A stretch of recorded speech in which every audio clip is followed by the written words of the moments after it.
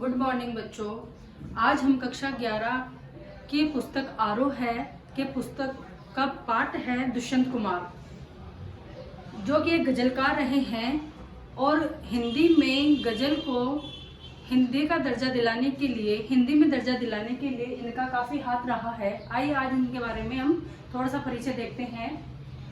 यह एक प्रमुख गजलकार रहे हैं। इनका जन्म सन 1933 में राजपुर नवादा गांव यूपी में हुआ था और इनका निधन 1975 में हुआ था। इनकी प्रमुख रचनाएं हैं सूर्य का स्वागत, आवाजों के घेरे, साए में धूप 1975, जलते हुए वन का वसन, ये सब काव्य हैं। और इनके गीति नाट्य एक ही है, एक कंठ विष पाई, जो कि 1964 में लिखा गया था। और इनके उपन्यास है छोटे छोटे सवाल, आंगन में एक वृक्ष और दोहरी जिंदगी। इनकी माता राम किशोरी और इनके पिता चौधरी भगवान साय। ये था इनका जीवन परिचय। और इनका साहित्यिक परिचय, साहित्यिक जीवन इलाहाबाद से प्रारंभ हुआ और इलाहाबाद से ही एक पत्रिका निकलती थी या संस्था मान लो। संस्था का नाम था परिमल। वह हमेशा सक्रिय रूप से भाग लिया करते थे। और एक नए पत्र नामक एक पत्र से भी ये पत्र है, जो पत्र का नाम है नए पत्ते, उससे भी ये जुड़े रहे। 1958 से लेकर 1960 तक मध्य प्रदेश में आकाशवाणी में भी इन्होंने काम किया, क्योंकि यह इन्हें अपनी आजीविका को चलाना था, इसीलिए आकाशवाणी में काम किया। हमारे पाठ में एक गजल दी गई है। गजल शब्द उर्दू भाषा का शब्द है, जिसका अर्थ होता है प्रेमी या प्रेमिकाओं से वार्तालाप करना।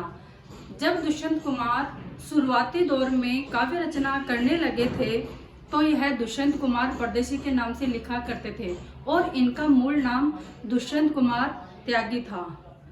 तो हम पढ़ रहे थे दुष्यंत कुमार की गजल।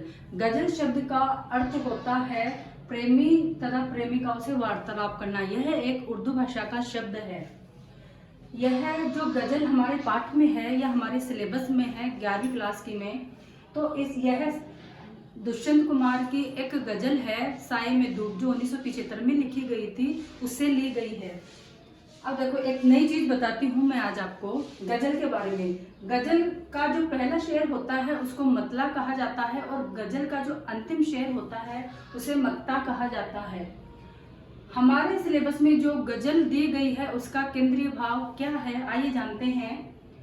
इसका केंद्रीय भाव है राजनीति और समाज में जो कुछ चल रहा है उसे खारिज करना तथा नए विकल्प की तलाश करना। ये अपने जो सिलेबस में दिया गया है उसका केंद्रीय भाव है। वैसे गजल का कोई शीर्षक नहीं होता है, और क्यों नहीं होता है, क्योंकि सभी शेर स्वयं पूर्ण और स्वतंत्र होते हैं। हमारे पाठ में जो सिलेबस दिया गया है उसका मैं थोड़ा सा आपको बता देती हूँ किसके बारे में वर्णन किया है।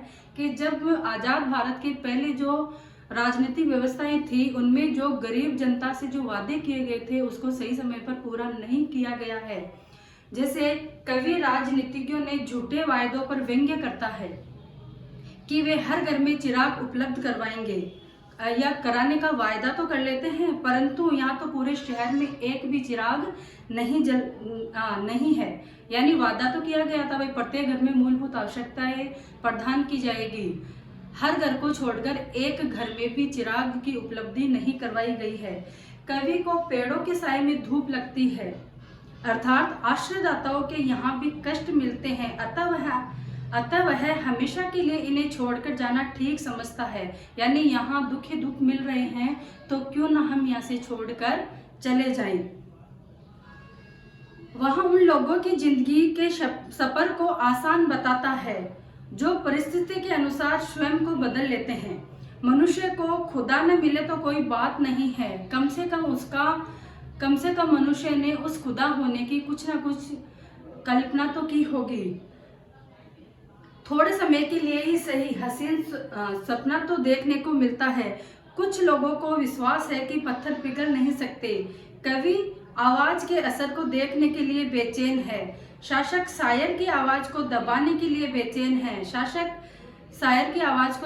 लिए बेचैन है। उसी प्रकार उनकी जो कविताएं होती हैं, जिस प्रकार कविताएं लिखी जाती है एक शायर या किसी कवि द्वारा, जिसमें आवाज उठाने वाली यानी जिनका शोषण किया जाता है और जो शोषण करते हैं उनके प्रति आवाज उठाने के लिए जिस प्रकार की कविताएं रची जाती है, उन कविताओं को भी प्रतिबंधित किया जा सकता है। उसी प्रकार इस शायर ने भी यही कहा है, कहीं हमारी भी जबान को शासकों द्वारा सिल ना दे। जिस प्रकार कविताएं प्रतिबंधित होती है, उसी प्रकार शायर को भी दबा दिया जाता है।